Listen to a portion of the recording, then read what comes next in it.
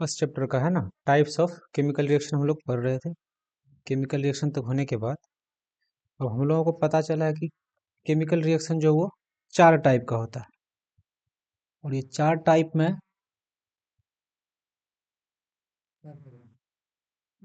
जो क्लोथ था फोन ले लिया। 4 टाइप में कौन कौन सा टाइप है? तो पहला टाइप है कॉम्बिनेशन रिएक्शन। कॉम्बिनेशन रिएक्शन में क्या होता है कि मेरे पास जो 2 या 2 से अधिक रिएक्टेंट, सिंपल रिएक्टेंट मिलके नए नए प्रोडक्ट को बनाता है। जैसे मान लो मेरे पास वाटर है, वाटर बना, hydrogen gas plus oxygen gas जब जुड़ेगा तो ये H2O बनाता है। जहाँ पे सिंपलर रिएक्टेंट्स मिलके एक सिंगल प्रोडक्ट बना दे, सिंगल प्रोडक्ट बना दे, ऐसे रिएक्शन को कॉम्बिनेशन रिएक्शन बोला जाता है। हाइड्रोजन का वैलेंसी 2 होता है। 1, हाइड्रोजन का वैलेंसी 1। हाइड्रोजन जो भी गैस है, गैस सिंगल फॉर्म में नहीं रहता। जो भी गैस है वो हमेशा अपने साथ मॉलिक्यूल बना के रहता है।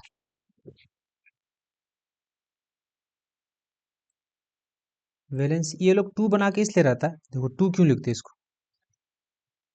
कोई भी एटम अपने लास्ट ऑर्बिट पे पूरा इलेक्ट्रॉन चाहता है। जिस एलिमेंट के लास्ट, अब के सेल होता है, अगर मेरे पास एटम है इस तरीके से, अगर हम लोग एटम बनाए किसी चीज का, तो मेरे पास पहला सेल के सेल होता है। के सेल के पास कैपेसिटी 2 इलेक्ट्रॉन रखने का होता है। तो हाइड्रोजन का एटॉमिक नंबर 1 होता है, इसके पास एक ही सेल है, सिर्फ के सेल। तो हाइड्रोजन के लास्ट ऑर्बिट पे 1 इलेक्ट्रॉन होता है, ठीक है। लेकिन इसको लास्ट ऑर्बिट पे 2 इलेक्ट्रॉन चाहिए। तो जब वो जहाँ पे हाइड्रोजन रहेगा, तो हाइड्रोजन अकेला नहीं, बहुत सारा हाइड्रोजन है, और लास्ट ऑर्बिट पे इसको 2 इलेक्ट्रॉन पूरा भी करना है। तो दूसरे हाइड्रोजन के पास जाएगा ये, और दूसरे हाइड्रोजन को कहेगा क्या कि तुमको भी 2 का जरूरत है और हमको भी 2 का जरूरत है, इसलिए मेरे इलेक्ट्रॉन से तुम काम चलाओ और तुम्हारे इलेक्ट्रॉन से हम काम चलाएंगे। तो इस तरह से ये लोग अपने आप आपस में बॉन्ड बना लेता है। हाइड्रोजन और हाइड्रोजन के बीच बॉन्ड बना, ऐसे बॉन्ड को कोवेलेंट बॉन्ड कहा जाता है। 9th क्लास में इसको पढ़े होगे तुम। और एक ये हाइड्रोजन का 1 मॉलिक्यूल है, तो हाइड्रोजन हमेशा इसी तरीके से दिखेगा तुमको, सिंगल हाइड्रोजन कहीं नहीं दिखेगा। तो जब इसको लिखेंगे तो कितना हाइड्रोजन आ गया, ये 2 हाइड्रोजन आ गया, इसलिए इसको H2 हम लोग लिखते हैं। सेम कहानी ऑक्सीजन के साथ है। ऑक्सीजन के लास्ट ऑर्बिट पे 6 इलेक्ट्रॉन होता है, क्योंकि इसका एटॉमिक नंबर है 8। पहले ऑर्बिट पे 2, दूसरे ऑर्बिट पे 6, तो 6 इलेक्ट्रॉन इसका मान लो ऐसे दे दिए हम। 6 इलेक्ट्रॉन हो गया इसका। दूसरा जो ऑक्सीजन रहेगा उसके पास भी लास्ट ऑर्बिट में 6 इलेक्ट्रॉन रहेगा, ठीक है। तो ये वाला ऑप्शन क्या कहेगा कि तुम 2 इलेक्ट्रॉन हमको दे दो अपना, तो मेरा 8 पूरा हो जाएगा। जब इसका 8 पूरा कहेगा, तुमको दिए, तुम अपना भी इलेक्ट्रॉन हमको दो, तो ये इस तरह से शेयरिंग करता है। तो ऑक्सीजन और ऑक्सीजन दोनों अपने बीच डबल बॉन्ड बनाया, इस तरह से ऑक्सीजन तुमको मिलेगा एटमॉस्फेयर में। इसी को क्या लिखते हैं, 2 एटम है तो इसको O2 लिखेंगे, इसलिए हाइड्रोजन को H2, ऑक्सीजन को O2 लिखते हैं। तो हम लोग बात कर रहे थे कॉम्बिनेशन रिएक्शन का। कॉम्बिनेशन रिएक्शन में 2 सिंपलर सब्सटेंसेस या 2 से अधिक सिंपलर सब्सटेंसेस मिलेगा और एक सिंगल प्रोडक्ट बना दे, तो ऐसे रिएक्शन को हम लोग कॉम्बिनेशन रिएक्शन बोलते हैं। तो इस रिएक्शन में नए चीज का फॉर्मेशन होता है, सिंथेसिस होता है, इसलिए इस रिएक्शन को सिंथेसिस रिएक्शन भी बोला जाता है। तो अभी जो हम लोग पढ़ेंगे सिर्फ एनसीईआरटी का ही लाइन को पढ़ना है, एनसीईआरटी के लाइन से ही क्वेश्चन पूछेगा। तो यहाँ पे जो एक्टिविटी है, इस एक्टिविटी को पहले हम समझा देते हैं। इस एक्टिविटी में कहा क्या कहता है कि आप जो है स्लेग्ड लाइम ले लीजिए। स्लेग्ड लाइम का मतलब होता है कैल्शियम ऑक्साइड, जिसको CaO बोला जाता है। स्लेग्ड लाइम लेके कहता है इस स्लेग्ड लाइम को पानी में मिलाना है। वाटर के साथ जब स्लेग्ड लाइम को मिला देंगे H2O के साथ, तो बीकर गर्म हो जाता है और ये स्लेग्ड लाइम पानी के साथ मिलके बना देता है कैल्शियम हाइड्रो ऑक्साइड।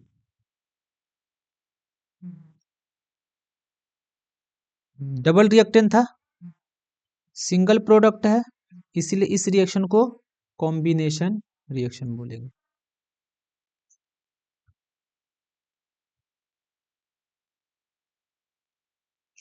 अब एनसीईआरटी का लाइन पढ़ते हैं। Take a small amount of calcium oxide, calcium oxide means CaO, इसको कैल्शियम ऑक्साइड या क्विक लाइम भी बोला जाता है, और quick lime in a beaker, slowly add water to this, थोड़ा सा पानी मिला देना, touch the beaker as shown in the figure 1.3, ये वाला फिगर 1.3 है। Do you feel any change in the temperature, तो क्या फील करोगे जब ये एक्टिविटी हम लोग लैब में करते हैं, when this activity is done in the lab and when we touch the beaker after adding water and slaked lime, we feel beaker तो गर्म दिखेगा, beaker becomes hot, it means इस रिएक्शन में हीट एनर्जी भी evolve होता है। क्या होता है? हीट एनर्जी भी निकलता है। जब हीट एनर्जी निकले किसी रिएक्शन में, ऐसे रिएक्शन को हम लोग एक्सोथर्मिक रिएक्शन बोलेंगे। The reaction in which heat energy is evolve, this type of reaction is known as exothermic reaction. जो भी रिएक्शन हो जिसमें हीट एनर्जी निकले उसको क्या बोला जाएगा? एक्सोथर्मिक रिएक्शन बोला जाएगा। तो क्या बोला इस रिएक्शन, देखो ये मेरे पास बीकर है, इस बीकर में वाटर डाल दिए, कैल्शियम ऑक्साइड डाल दिए, जैसे कैल्शियम ऑक्साइड डालेंगे इसमें पानी धीरे धीरे बॉयल होने लगता है, इतना ज़्यादा गर्म होता है। देखो formation of slaked lime by reaction of calcium oxide with water, ये कैल्शियम ऑक्साइड CaO वाटर के साथ रिएक्शन किया, कैल्शियम हाइड्रोक्साइड बना दिया। रिएक्टेंट के साइड में अगर हम देखें यहाँ पे, तो रिएक्टेंट साइड में दो रिएक्टेंट और प्रोडक्ट के साइड में सिंगल प्रोडक्ट है, ऐसी रिएक्शन को कॉम्बिनेशन रिएक्शन बोलेंगे।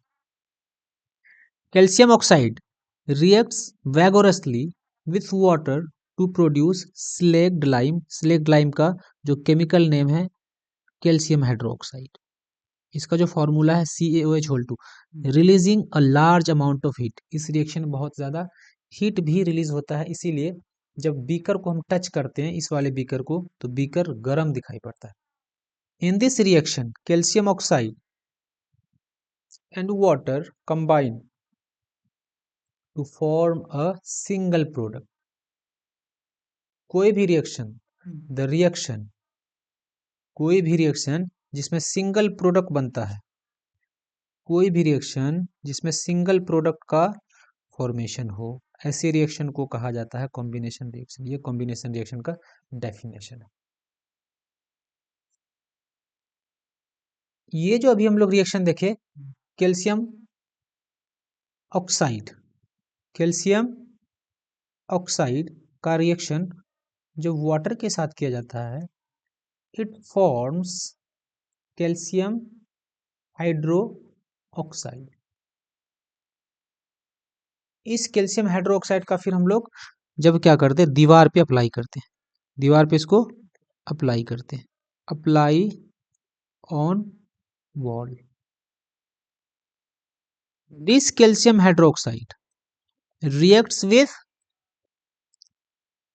कार्बन डाइऑक्साइड, कैल्शियम हाइड्रोक्साइड इस रिएक्शन में जो बना, कैल्शियम ऑक्साइड और वाटर के रिएक्शन के साथ जो कैल्शियम हाइड्रोक्साइड बना, इस कैल्शियम हाइड्रोक्साइड का रिएक्शन जब एटमॉस्फेयर में, जैसे दीवार पे जब अप्लाई किए, तो दीवार में एयर टकराएगा, उस एयर में CO2 भी प्रेजेंट है।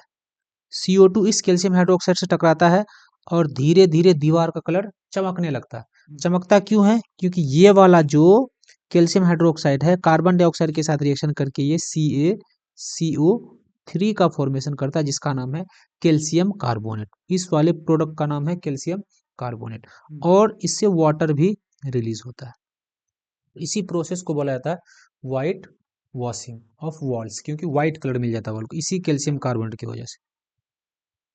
पूरा प्रोसेस व्हाइट वॉशिंग का समझ में आ गया? व्हाइट वॉशिंग का पूरा प्रोसेस है, देखो इसको फिर से समझा देते, ये बहुत ही इंपॉर्टेंट प्रोसेस है।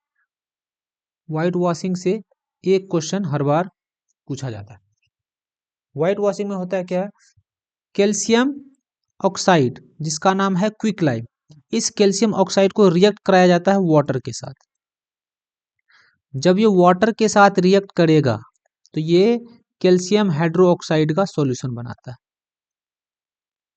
इस कैल्शियम हाइड्रोक्साइड के सॉल्यूशन को हम लोग अप्लाई करते हैं वॉल पे अप्लाई करते हैं तो वॉल का कलर कुछ दिन बाद चमकने लगता है। क्यों चमकता है? तो यहाँ पे एक रिएक्शन होता है। ये जो कैल्शियम हाइड्रोक्साइड है ये एटमॉस्फेयर के कार्बन डाइऑक्साइड के साथ रिएक्शन करके कैल्शियम कार्बोनेट बना देता है जो दीवार को शाइनी अपीयरेंस प्रोवाइड करता है। This whole process is known as white washing.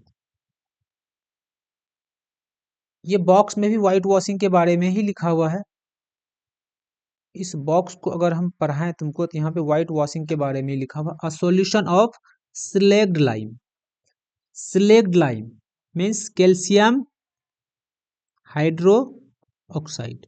Quick lime को जब पानी में मिलाते हैं तो स्लेग्ड लाइम बन जाता है। ये क्विक लाइम है CaO, ये है क्विक लाइम। इसमें जब पानी मिला देते हैं, अगर H2O मिला देते हैं तो ये स्लेग्ड लाइम बन जाता है। A solution of slacked lime produced by the reaction is used for whitewashing of walls. Calcium hydroxide reacts slowly with the carbon dioxide in the air.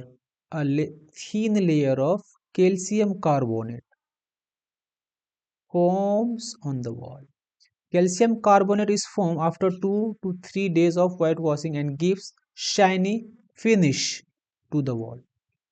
जब दीवार शुरू में जब चूना लगाया जाता है तो शुरू में दीवार उतना नहीं चमकता, लेकिन कुछ दिन बाद दीवार ज़्यादा चमकता है। रीज़न ये है इसके पीछे, जो कैल्शियम हाइड्रोक्साइड हम लोग दीवार पे अप्लाई किए हैं ये कार्बन डाइऑक्साइड के साथ स्लोली रिएक्शन करता है, इसलिए 1-2 दिन इसको लग जाता है चमकने में। तो ये बहुत इंपॉर्टेंट है वाइट वॉशिंग में क्या होता है, इसको अच्छे से याद रखना है। और कॉम्बिनेशन रिएक्शन का कुछ और एग्जांपल्स मेरे पास है यहाँ पर। बर्निंग ऑफ कोल, जैसे कोयला सी है मेरे पास, कोल का मतलब कार्बन सी प्लस, इसको ऑक्सीजन के साथ मिलाते हैं, 2 रिएक्टेंट, ये जलने के बाद CO2 प्रोवाइड करता है। जब कोयला को जलाओगे तो हीट भी बाहर निकलता है, हीट बाहर निकलता है, heat. It means this combination reaction is exothermic reaction. Formation of water भी, हाइड्रोजन ऑक्सीजन को जलाते हैं एक साथ, वाटर बनता है। इन सिंपल लैंग्वेज हम कह सकते हैं when two or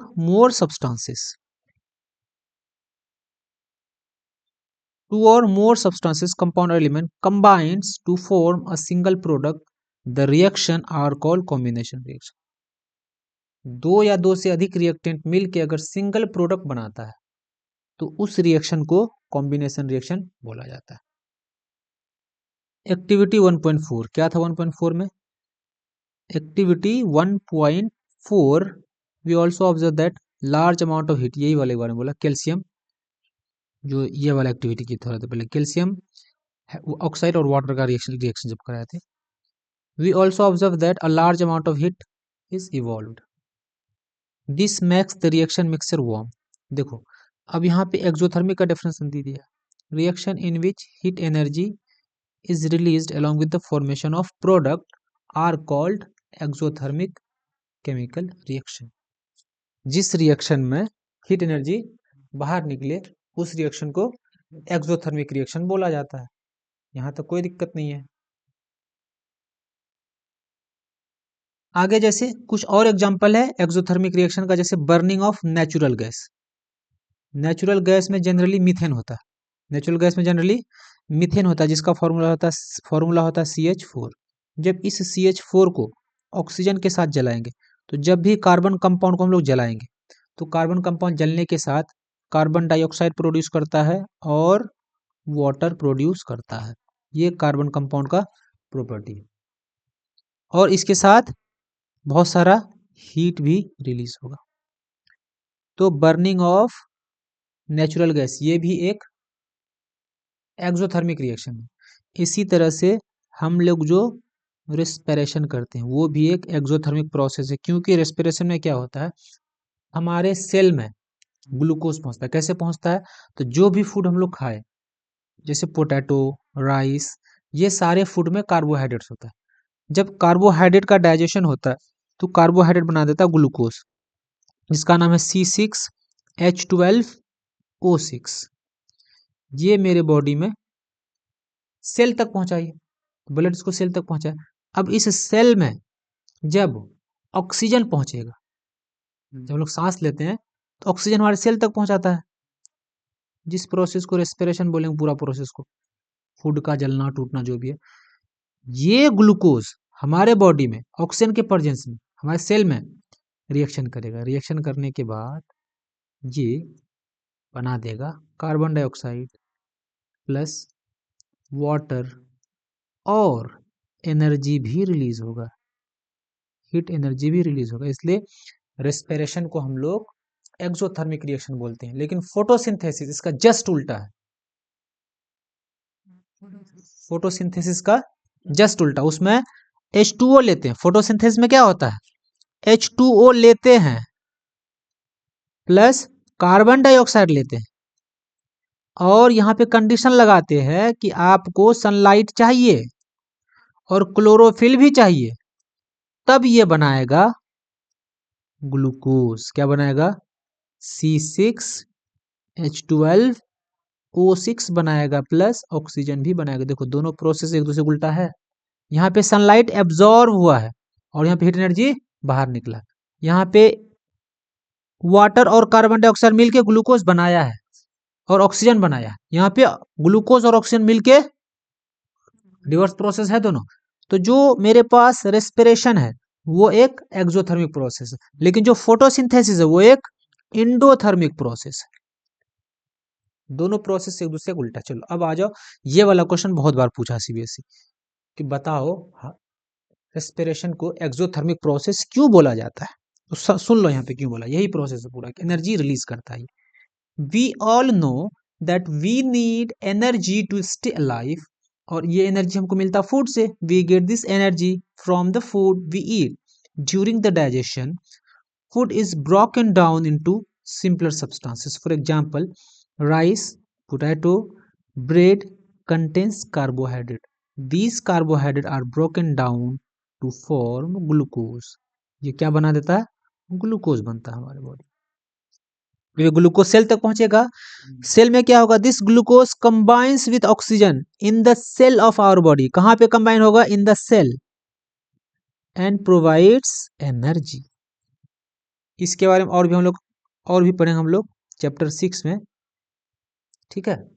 आगे आने वाली क्लास में जब चैप्टर 6 पढ़ेंगे तो इस प्रोसेस को फिर अच्छे से हम लोग डिस्क्राइब करेंगे। रेस्पिरेशन का जो केमिकल इक्वेशन है उसको यहाँ पे लिखा हुआ है,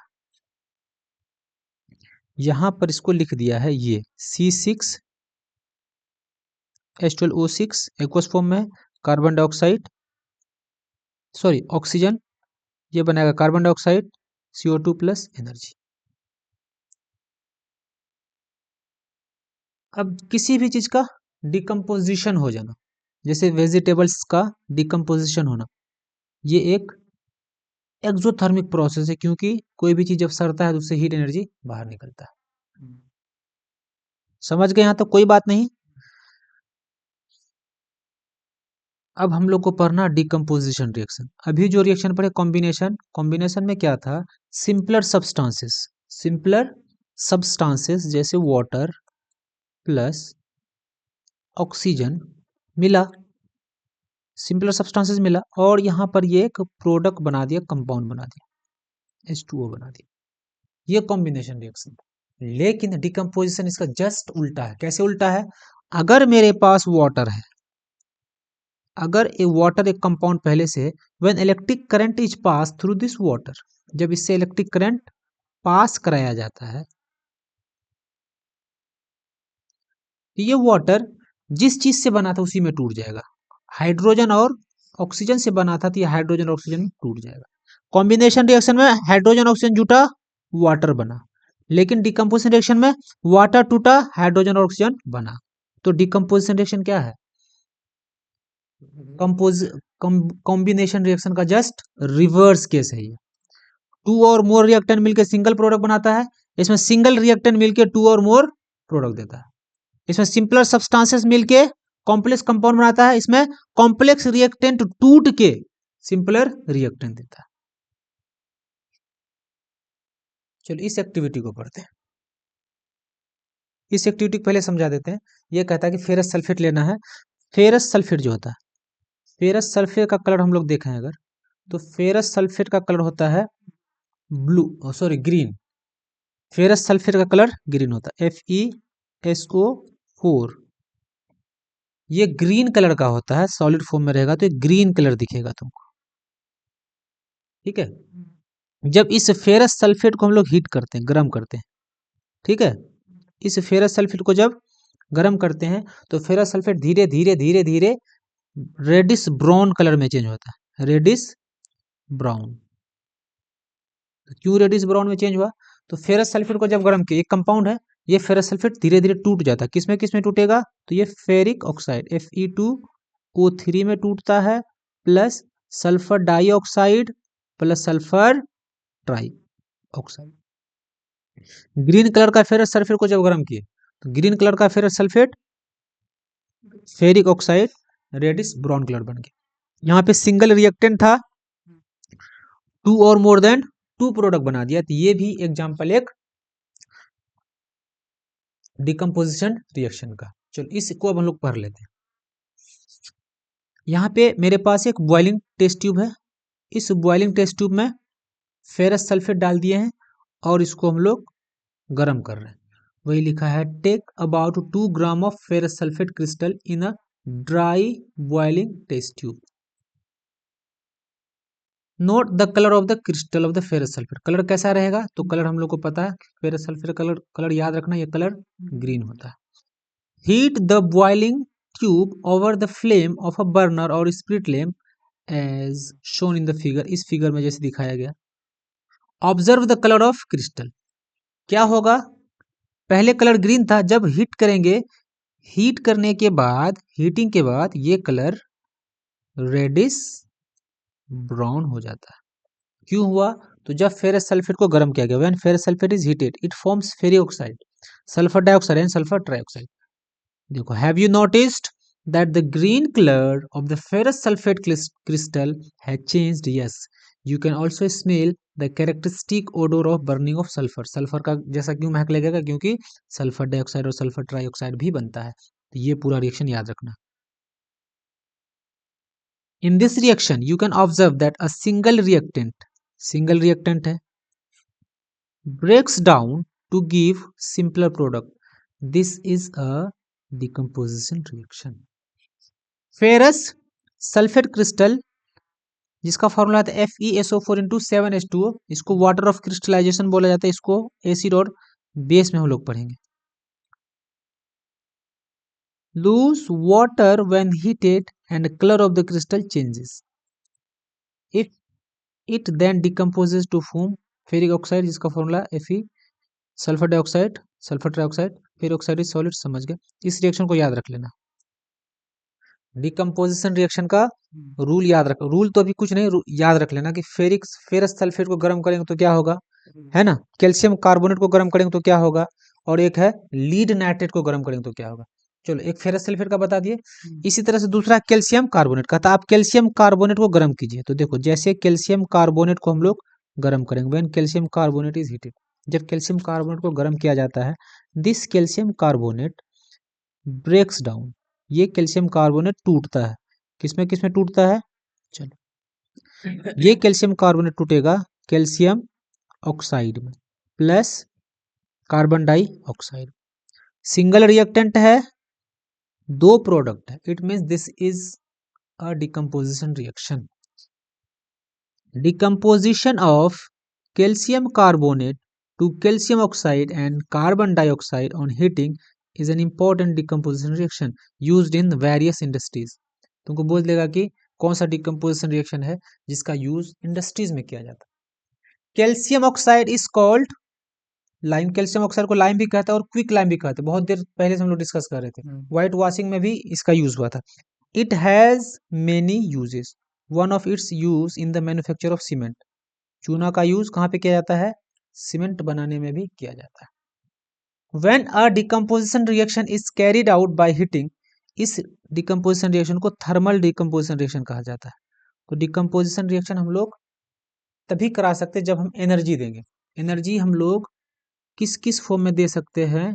तो एनर्जी हम लोग दे सकते हैं हीट के फॉर्म में, हीट के फॉर्म में, ठीक है। जब हीट के फॉर्म में देंगे या हम लोग दे सकते हैं इलेक्ट्रिसिटी के फॉर्म में। बिना एनर्जी दिए डिकम्पोजिशन रिएक्शन नहीं होगा। या हम लोग दे सकते हैं सनलाइट के फॉर्म में। जो भी डिकम्पोजिशन रिएक्शन के लिए हमको क्या चाहिए, जिस भी डिकम्पोजिशन रिएक्शन के लिए हमको हीट चाहिए, ऐसे डिकम्पोजिशन को बोलेंगे थर्मल डिकम्पोजिशन, ठीक है, या थर्मोलाइसिस। जिस डिकम्पोजिशन रिएक्शन को कराने के लिए हमको इलेक्ट्रिसिटी यूज करना पड़े उसको बोलेंगे इलेक्ट्रोलाइसिस। इलेक्ट्रोलाइसिस। और फोटोलाइसिस या photo decomposition. Photolysis, lysis means the breakdown, या photo decomposition.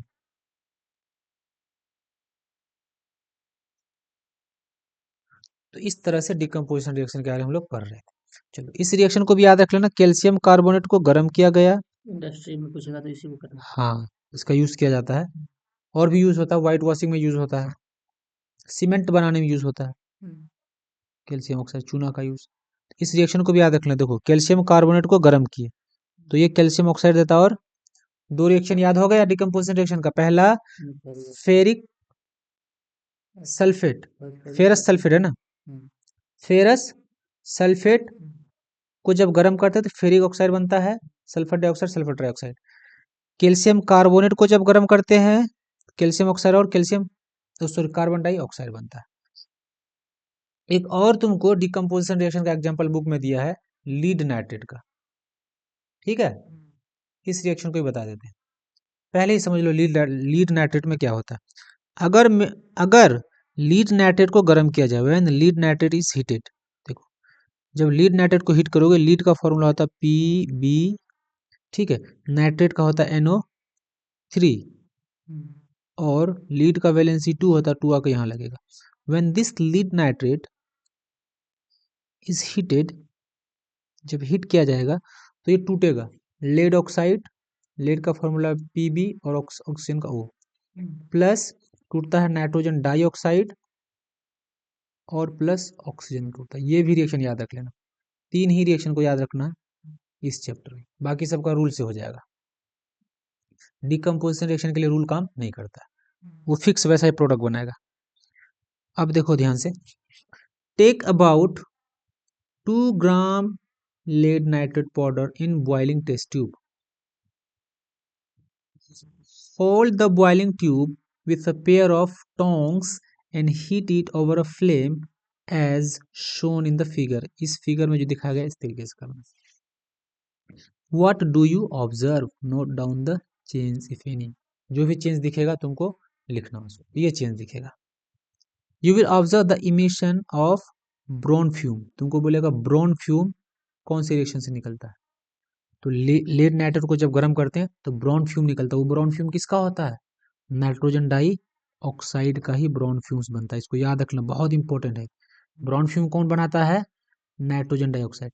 These fumes are of nitrogen dioxide. The reaction that takes place is, ये रिएक्शन है यहाँ पे लिखा हुआ। अब कॉपी और नोट्स नहीं पढ़ना, अब सिर्फ बुक का लाइन पढ़ना, बुक का लाइन से नोट्स बनाना। अब पूरा बुक ही इंपॉर्टेंट है। जितना नॉलेज के लिए पढ़ना था पढ़ लिए, अब पूरा बुक को पढ़ो एग्जाम के लिए। अब एक और डिकम्पोजिशन रिएक्शन है जहां पे हम लोग इलेक्ट्रोलाइसिस ऑफ वाटर करते हैं। Let us perform this activity. ये एक्टिविटी यही कहता है, अच्छा पहले पढ़ लेते उसके बाद समझाएं activity.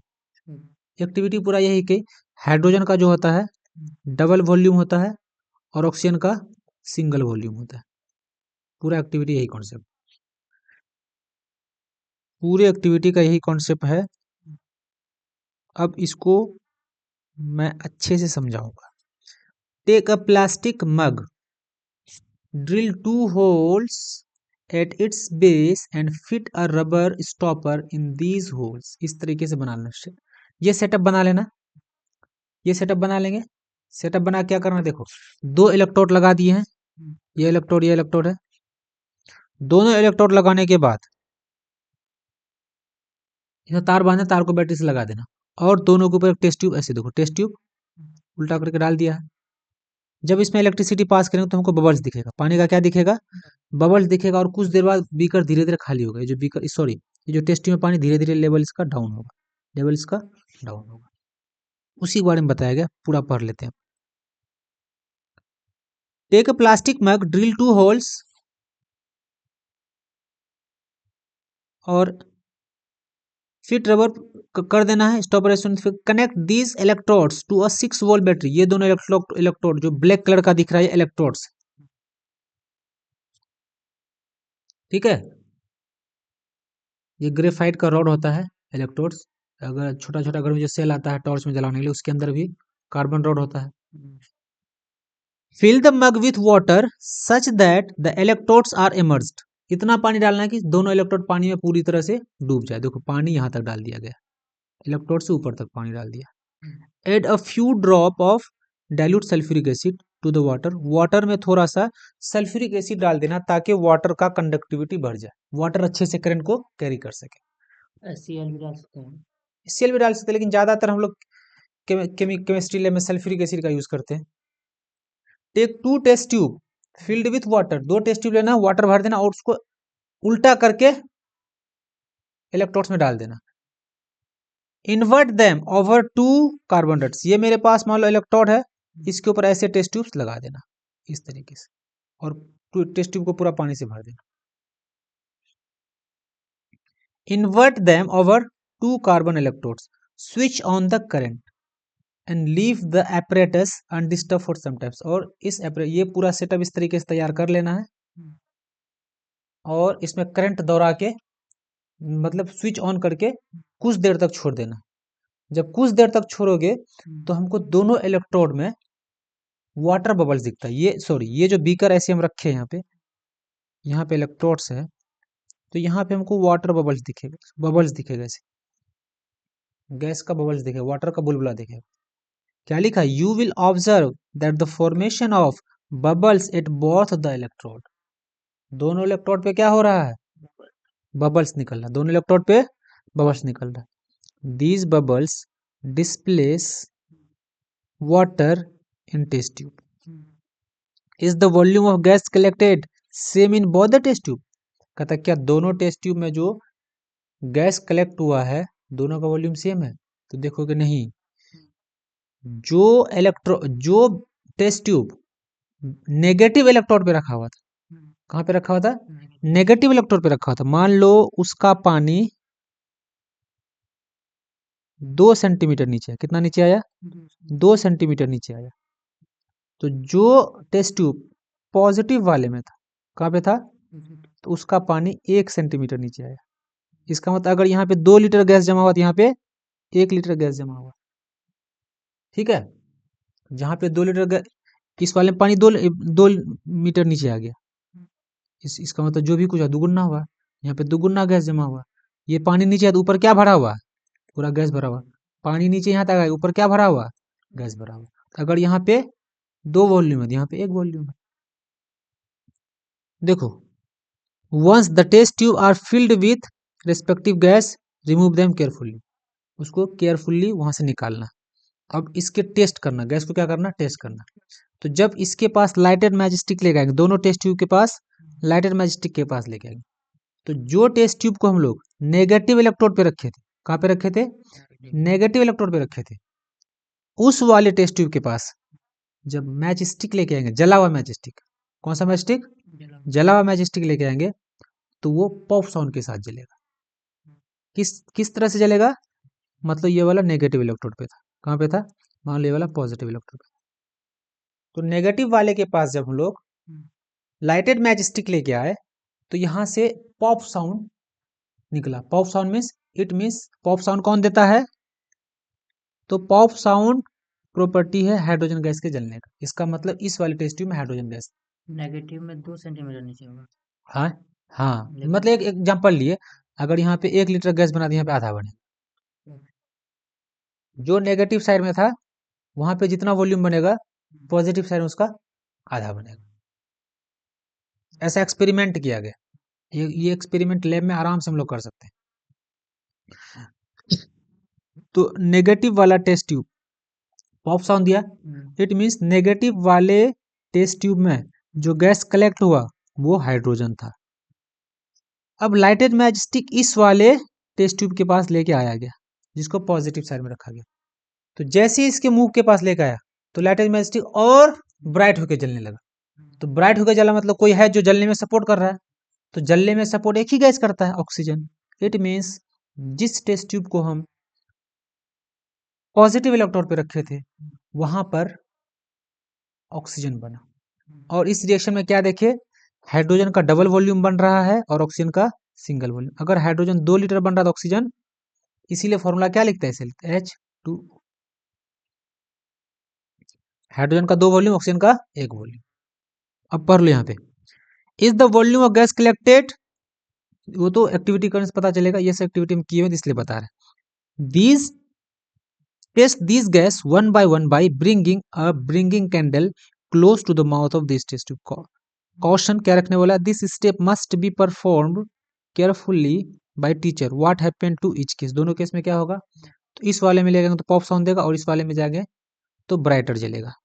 Which gas is present in each test tube, कौन सा टेस्ट ट्यूब में कौन सा गैस होता है, तो जो टेस्ट ट्यूब पॉजिटिव इलेक्ट्रोड पे होगा वहां पर ऑक्सीजन बनेगा, और जो टेस्ट ट्यूब नेगेटिव इलेक्ट्रोड पे होगा वहां पे क्या बनेगा, हाइड्रोजन बनेगा। और हाइड्रोजन का वॉल्यूम डबल होगा ऑक्सीजन के वॉल्यूम से। ये 3-4 पॉइंट याद रखना।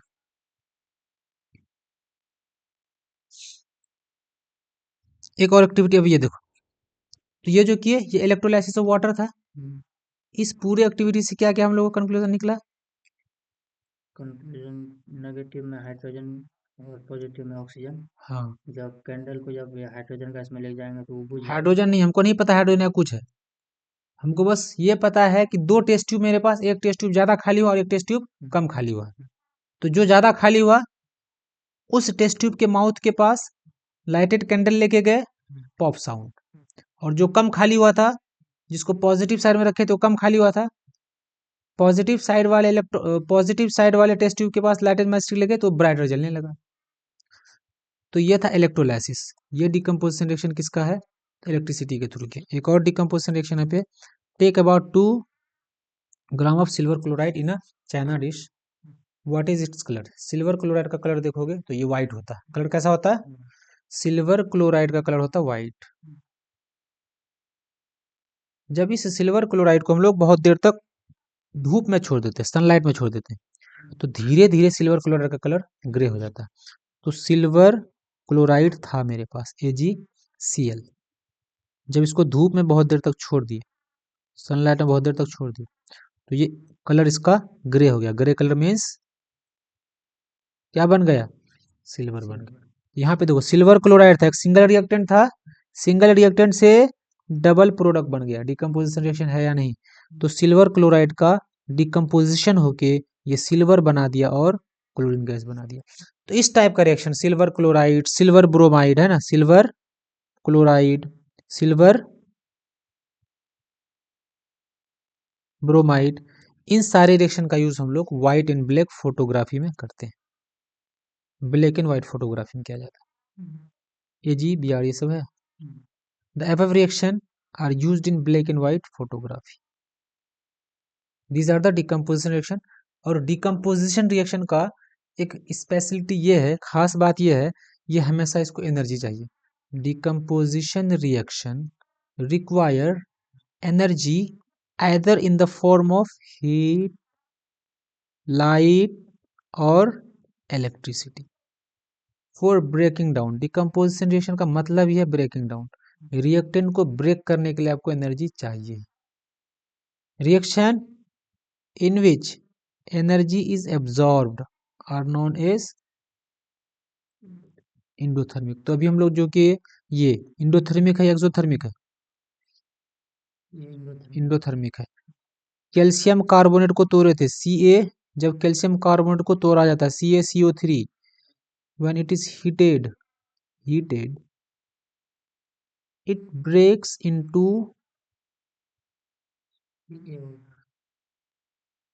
कैल्शियम,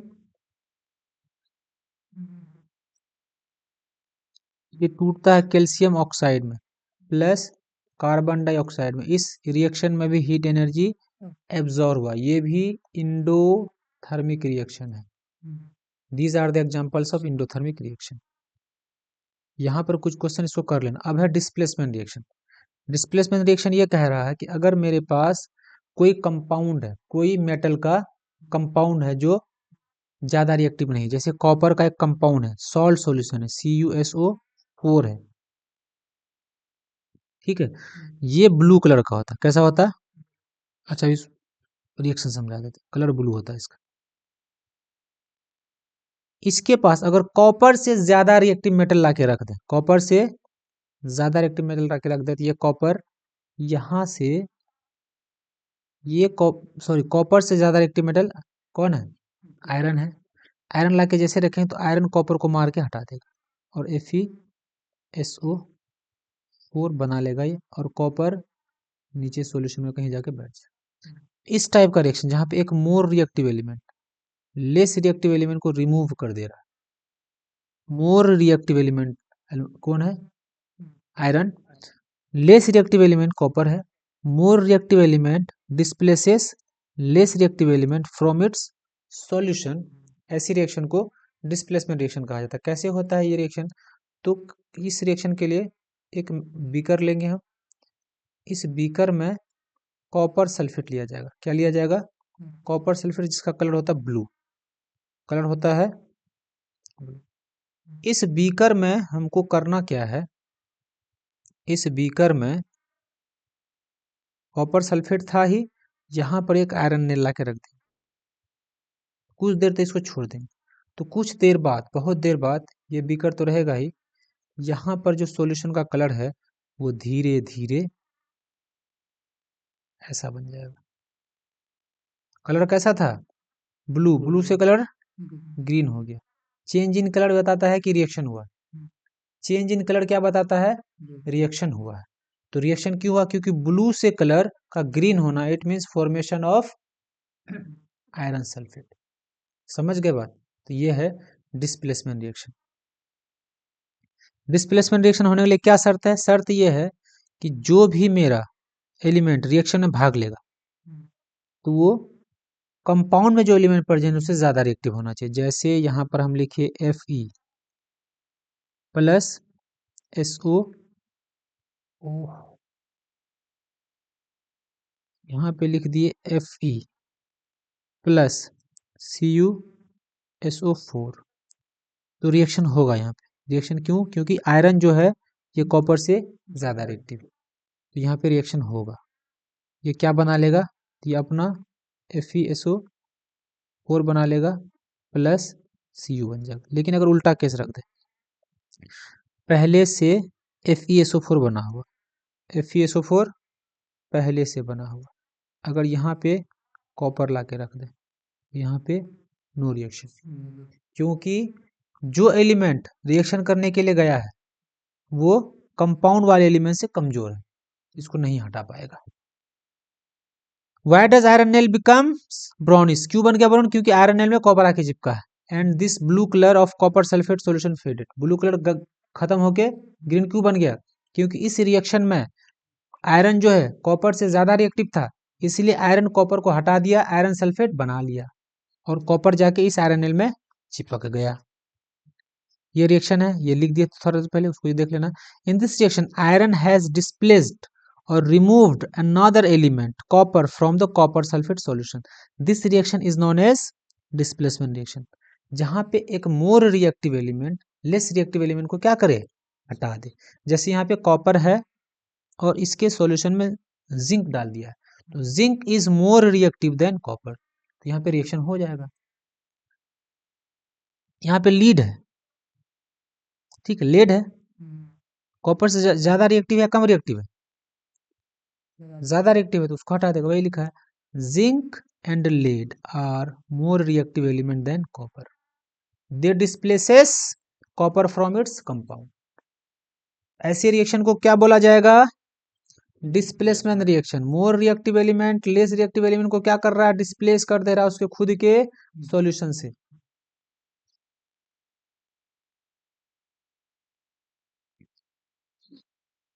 चलो डिस्प्लेसमेंट रिएक्शन का फॉर्मेट याद रख लेते हैं। क्या फॉर्मेट है डिस्प्लेसमेंट रिएक्शन का? मेरे पास एक कंपाउंड है, क्या है, मान लेते ए बी एक कंपाउंड है, ठीक है।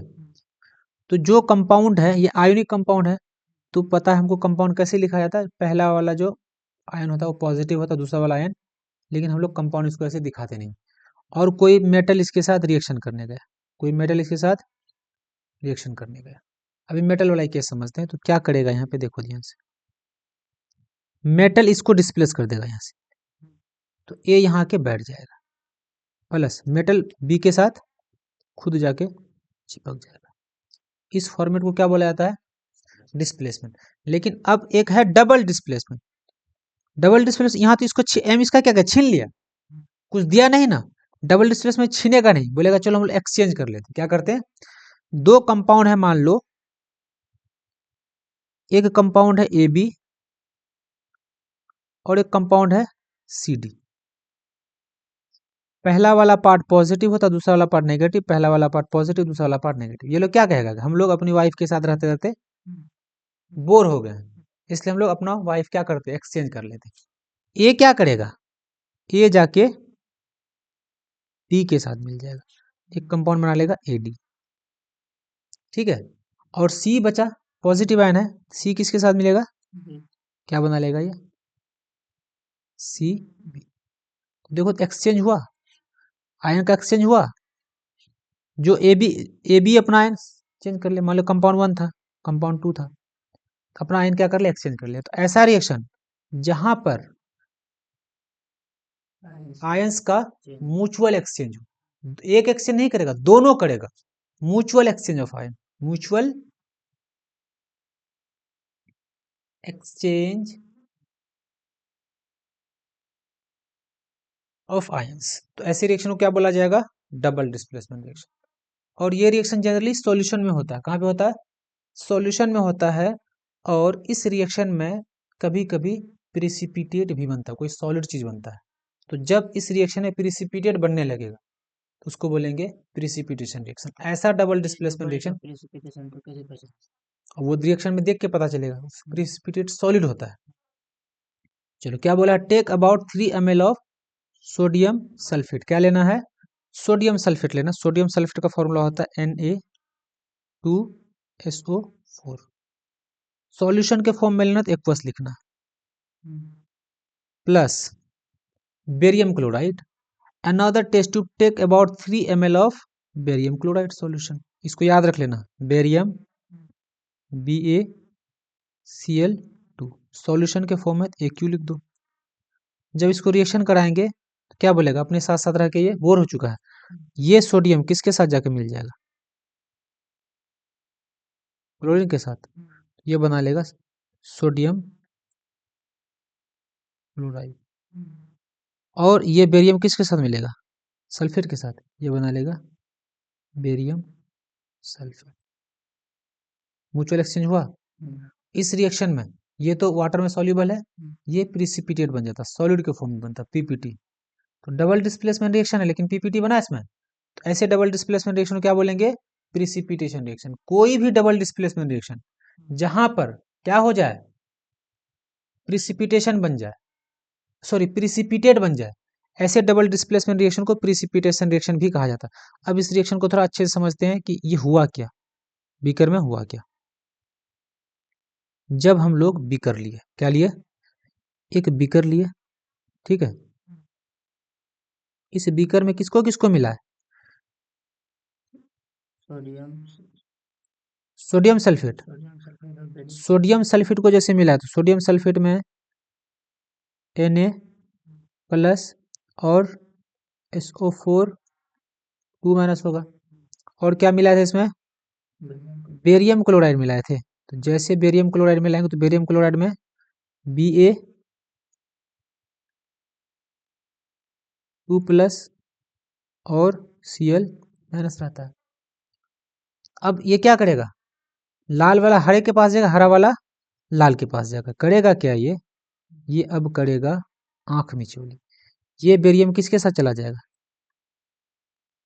सल्फेट के साथ। तो जैसे सल्फेट के साथ जाएगा ये बेरियम के SO, साथ प्लस में होगा ना। हाँ बेरियम प्लस में, गुड क्वेश्चन। ये बेरियम सल्फेट बनाया, अब सोडियम किसके पास चला जाएगा, क्लोरीन। ये बना लेगा सोडियम क्लोराइड। इस तरीके से ऐसे रिएक्शन को बोला जाता है डबल डिस्प्लेसमेंट रिएक्शन। अगर डबल डिस्प्लेसमेंट रिएक्शन में कोई सॉलिड चीज बना तब उसको प्रिसिपिटेशन रिएक्शन बोलेंगे। You will observe that a white substance which is insoluble in water is formed. ये white substance क्या है, तो ये बेरियम सल्फेट, ये प्रिसिपिटेट के फॉर्म में बना है। ठीक है, पहले सॉल्यूशन कलरलेस था। This insoluble substance form is known as precipitate. Any reaction which produces precipitate called precipitation reaction. तो प्रिसिपिटेशन रिएक्शन क्या है, डबल डिस्प्लेसमेंट रिएक्शन ही है प्रिसिपिटेशन रिएक्शन, जहां पे प्रिसिपिटेट्स बनता है। ये रिएक्शन को याद कर लेना जो अभी लिख दिया थोड़ा देर पहले। क्या कोई ऐसा डबल डिस्प्लेसमेंट रिएक्शन है जहां पे प्रिसिपिटेट नहीं बनता, बहुत सारा है। बहुत सारा कौन सा है, जैसे एसिड और बेस का रिएक्शन करा दे। किसका रिएक्शन करा दें, अगर हम एसिड और बेस ले लें, एसिड और बेस कैसे रिएक्शन करता पता ही है।